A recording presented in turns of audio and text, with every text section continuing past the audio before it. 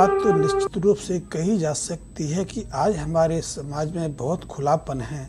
समाज जैसे जैसे आगे बढ़ रहा है, भौतिक सुख सुविधाएँ उपलब्ध होती जा रही हैं, हम एजुकेशनल भी ज़्यादा एडवांस होते जा रहे हैं, तो हमारे सामाजिक बंधनों में भी कई तरह के बदलाव आ रहे हैं।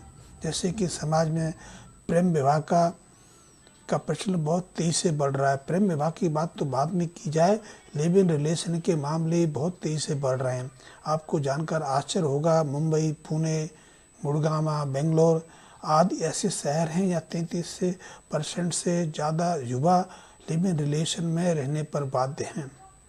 लेकिन इसके बावजूद भी एक चीज़ देखने में आ रही है कि बहुत लोग ऐसे हैं जिनके विवाह पर्याप्त प्रयास के बावजूद भी नहीं हो पा रहे हैं। वो अच्छी नौकरी करते हैं, अच्छे शिक्षित हैं, घर परिवार है, मकान दुकान भी है, कार है, बैंक बैलेंस है, विदेशों में जिनका आना जाना सहज संभव है, उसके बावजूद भी उनके वैवाहिक कार्य आगे नहीं बढ़ पाते। इसी तरह बहुत सारी लड़कियां हैं जो सुंदर हैं, रूपवान हैं, सुशील हैं, पढ़ी लिखी हैं, अच्छी नौकरी भी करती हैं, अच्छे परिवारों से जिनका संबंध है, लेकिन उनका भी वैवाहिक कार्य किन्हीं कारणों से आगे नहीं बढ़ पाता है।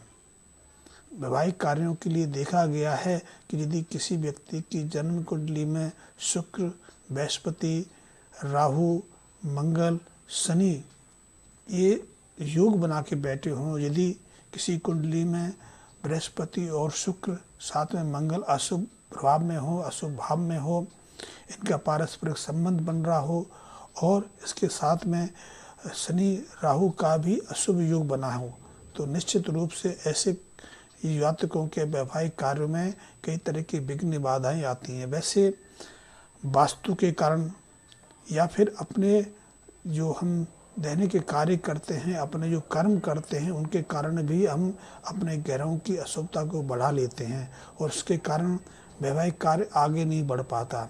वैसे एक सामान्य बात है कि जब उम्र होती है 20, 22, 23 साल की, तो बहुत सारे रिश्ते आते हैं। लड़कियों के लिए तो रिश्ते 20 साल की उम्र के बाद ही आने लगते हैं। लड़के क्योंकि वो पढ़ रहे हैं, अच्छे शिक्षित हैं, नौकरी कर रहे हैं, तो उनको भी रिश्तों की काफ़ी आमद रहती है, बहुत सारे रिश्ते आते हैं। लेकिन ऐसी उम्र में जब उनका शुक्र, बृहस्पति और मंगल पूरे प्रभाव में रहता है और ऐसे समय पर उनका वैवाहिक कार्य हो जाना चाहिए, लेकिन विभिन्न कारणों से क्योंकि विघ्न बाधाएं रहती हैं, तो उन कारणों से हम इन ग्रहों को अशुभ बना लेते हैं। जिनकी आजकल एक प्रचलन हो गया है कि यदि आपका लड़का पढ़ गया है, अच्छी नौकरी करता है, किसी मल्टीनेशनल कंपनी में है या भारत सरकार के किसी उच्च पद में है, तो घर परिवार के माँ बाप के भाव बढ़ जाते हैं। वो स्त्रियों के रिश्तों में किसी ना किसी कमी को निकाल के उनको रिजेक्ट कर देते हैं। कभी लड़की की हाइट देखकर, कभी एजुकेशन देखकर, कभी उसकी शक्ल सूरत देखकर, या वो क्या काम करती है, गांव से संबंधित है कि शहर से संबंधित है, उसका पिता क्या करता है, भाई क्या करता है, बहुत सारी चीज़ें लेके हम उस रिश्ते को रिजेक्ट कर देते हैं। इसी तरह लड़कियां भी आजकल लड़कों को रिजेक्ट करने लगी हैं। उनको अपने मनोनुकूल, सुंदर, सुशील, उच्च पद पर आसीन और बहुत भारी सैलरी लेने वाला विदेशों में पोस्टेड पति चाहिए। ऐसे में हम रिश्तों को रिजेक्ट करते करते एक दूसरे का अपमान करते हैं, क्योंकि रिश्ते को रिजेक्ट करने से जन्म कुंडली में बैठे हुए शुक्र, बृहस्पति अशुभ बन जाते हैं। कई बार हम इन ग्रहों की अशुभता को अपने वास्तु दोष के कारण भी अशुभ बना लेते हैं। ऐसे में वैवाहिक संबंध आगे नहीं बढ़ पाता। मेरे पास कई ऐसे केसेस आते हैं जिसमें 38 साल की उम्र हो गई, एक रिश्ता तो अभी 5 महीने पहले आया है, लुधियाने का रिश्ता है, घर परिवार बहुत बड़ा है, बहुत बड़ा बिजनेस है, अकेला लड़का है, अपना कोठी है, कारें हैं, विदेश आना जाना है और बहुत प्रॉपर्टी है, कई शहरों में प्रॉपर्टी है, लेकिन उसके बावजूद भी वैवाहिक कार्य आगे नहीं बढ़ पा रहा है।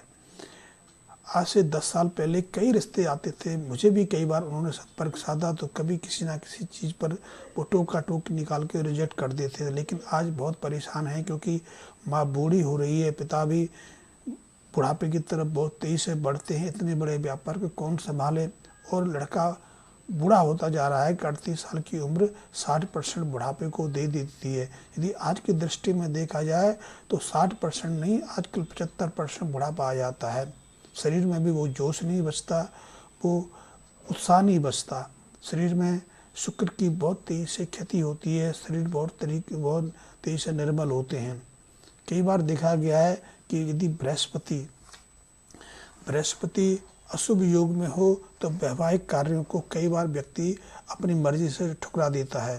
देखने में आया है यदि किसी व्यक्ति के 12वें भाव में बृहस्पति हो और 5वें या 9वें भाव में पापी ग्रह, अशुभ ग्रह बैठे हों तो ऐसा व्यक्ति निश्चित रूप से वैवाहिक संबंधों से एक तरह से असफल ही हो जाता है, वो वैराग्य की तरफ बढ़ जाता है। कई बार तो ऐसी स्थितियों में वो पूरी उम्र अविवाहित ही रह जाता है।